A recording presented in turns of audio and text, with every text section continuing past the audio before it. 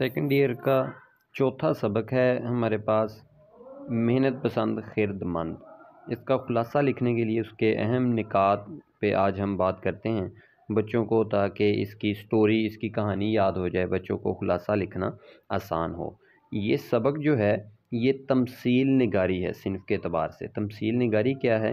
یعنی غیر مجسم اور فکری چیزوں کو مجسم بنا کر پیش کیا جاتا ہے۔ کچھ جذبات یا فیلنگ، احساسات جو ہیں ان کو اس طرح بنا کے پیش کیا جاتا ہے جیسے عام انسان ہوں، یعنی جسم والی کوئی چیز بنا کر پیش، جیسے فرض کریں غرور ہے تو غرور ایک فیلنگ ہے، فکر ہے، جذبہ ہے، تو اس کو وہ مجسم بنا کے پیش کر دیا جاتا ہے کہ غرور آ گیا ہے، فلاں شخص جو ہے غرور ہے۔ تو یہ مولانا محمد حسین کا لکھا ہوا سبق ہے محنت پسند خرد مند، اس کا عنوان ہے۔ یہ آپ کی کتاب سے ایک تصویر دکھائی جا رہی ہے تاکہ بچوں کو ذرا تھوڑا سا اندازہ ہو جائے کون سا چوتھا سبق ہے یہ، تو خلاصے کے اعتبار سے بھی یہ اہم سمجھا جاتا ہے اور پیراگراف کے اعتبار سے بھی اہم۔ آئیے اس کے چند ایک اہم نکات جو ہیں ان پہ ہم بات کرتے ہیں تاکہ اس کی بچوں کو جو سٹوری ہے وہ سمجھ آ جائے۔ یہ ایک بورڈ پریزنٹیشن کے طور پہ چند اہم نکات جو ہیں وہ لکھے گئے ہیں تاکہ بچوں کو یہ جو تمثیل نگاری سے مولانا محمد حسین آزاد نے لکھا ہے اس کی اچھے طریقے سے سمجھ آ جائے۔ مولانا محمد حسین آزاد جو ہیں وہ کہتے ہیں کہ ایک گاؤں ہے جہاں بہت زیادہ خوشحالی ہے اور ان لوگوں پر جو حکومت ہے وہ بادشاہ کون ہے؟ آرام ہے، یعنی آرام ان کا بادشاہ ہے۔ اب بادشاہ تو ایک مجسم چیز ہے، آرام غیر مجسم چیز ہے۔ اب آرام غیر مجسم چیز کو مجسم بنا کے انہوں نے اس طرح پیش کیا ہے کہ آرام کو بادشاہ کہہ دیا ہے۔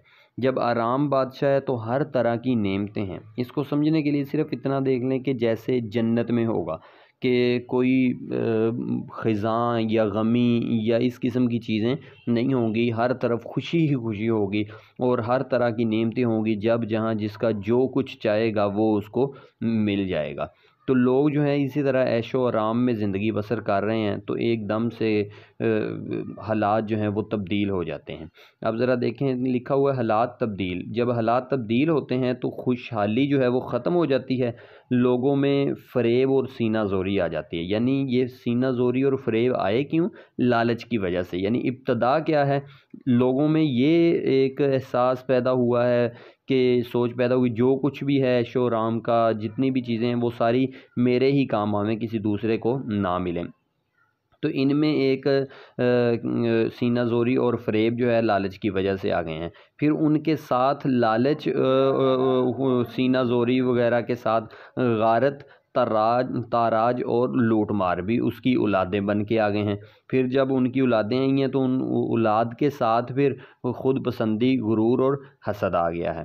تو پھر ان تینوں چیزوں سے یعنی فریب اور سینہ زوری، پھر آگے غارت، تاراج، لوٹ مار اور خود پسندی، غرور، حسد، ان تینوں چیزوں کی وجہ سے جو بالترتیب آئے ہیں، سب سے پہلے حالات جو تبدیل ہوئے لالچ کی وجہ سے، پھر اس کے بعد یہ بالترتیب تین چیزیں ان کی وجہ سے، ان سے اچھے حالات ختم ہوئے، برے حالات شروع، آگے بلو میں لکھا ہوا ہے۔ اور پھر اس کے نیچے بالکل لوگوں میں ضرورت، احتیاج، افلاس آ گئی، یعنی لوگوں کے اندر غربت آ گئی اور ضرورت آ گئی ہے کہ جو کچھ بھی ہے، جیسا بھی ہے وہ مجھے ہی ملے۔ اب ایک چیز کے آنے کی وجہ سے، لالچ کے آنے کی وجہ سے وہ کہتے ہیں کہ فریب اور سینہ زوری آ گئی۔ اس کے جب وہ آتے ہیں تو ان کی اولادیں ساتھ، پھر آگے خود، پھر آگے کس شکل میں آئے تھے؟ یہ بزرگانہ لباس پہن کے آئے۔ اب دونوں طرف ایرو بنا ہوا ہے، دیکھیں تدبیر اور مشورہ ختم ہو گیا تھا، آرام کی حکومت بھی پھر ختم ہو گئی حالات تبدیل ہونے کی وجہ سے۔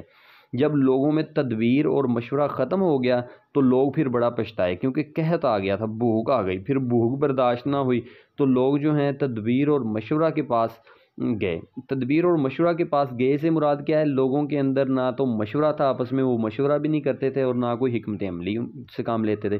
نیچے لکھا بھی ہوا ہے تدبیر اور مشورہ کے پاس گئی، یعنی ان سے کام لیا، پھر لوگوں نے آپس میں مشورہ کیا۔ اس کا مطلب یہ ہے کہ تدبیر اور مشورہ کے پاس جانا۔ تدبیر اور مشورہ نے محنت اور عقل کے پاس بھیجا، یعنی جب ان لوگوں نے آپس میں مشورہ کیا اور حکمت عملی تدبیر اختیار کی کوئی، تو انہوں نے کہا کہ بھئی عقل اور محنت کے پاس ہمیں جانا چاہیے، عقل کے ساتھ محنت کرنی چاہیے تو ہم یہ قحط اور جو مشکلات میں گھر چکے ہیں اس سے ہم بآسانی باہر نکل آئیں گے۔ جب پھر وہ لوگ عقل یعنی محنت پسند خرد مند کے پاس پہنچے تو وہ ملنے کی وجہ سے خرد مند عقل جو ہے اور محنت ملنے کی وجہ سے اس کے ساتھ خود بخود خوبیاں کیا ملیں؟ امید، کمال اور ہنرمندی۔ یعنی کہتا ہے محنت پسند خرد مند کے پاس جب لوگ گئے تو امید بھی وہاں تھی، کمال بھی تھا اور ہنرمندی بھی تھی۔ اس کا مطلب کیا ہے؟ جو بندہ محنت کرے گا اس کو امید بھی مل جائے گی، کمال بھی مل جائے گا اور ہنرمندی بھی مل جائے گی۔ جب یہ تین چیزیں ملیں تو ساتھ میں وہ کہتا ہے محنت پسند خرد مند کے پاس جانے کی وجہ سے پھر ہمت اور تحمل بھی مل گئے۔ ہمت اور تحمل اس کے پہلو میں کھڑے تھے، تو محنت نے ہمت اور تحمل کو کہا کہ ان کو جنگلات میں لے جاؤ۔ یہ سٹوری محنت نے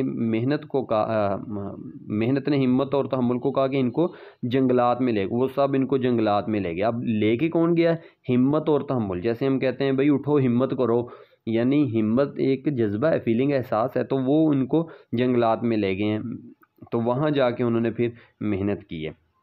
نیچے ایرو بنا ہوا دیکھو، ان کی وجہ سے دوبارہ اچھے حالات، یعنی تدبیر اور مشورہ، محنت اور عقل، امید، کمال، ہنرمندی، ہمت اور تحمل، ان سب کی وجہ سے جو ایرو بنا ہوا ہے، ان سب کی وجہ سے دوبارہ پھر اچھے حالات ہو گئے ہیں۔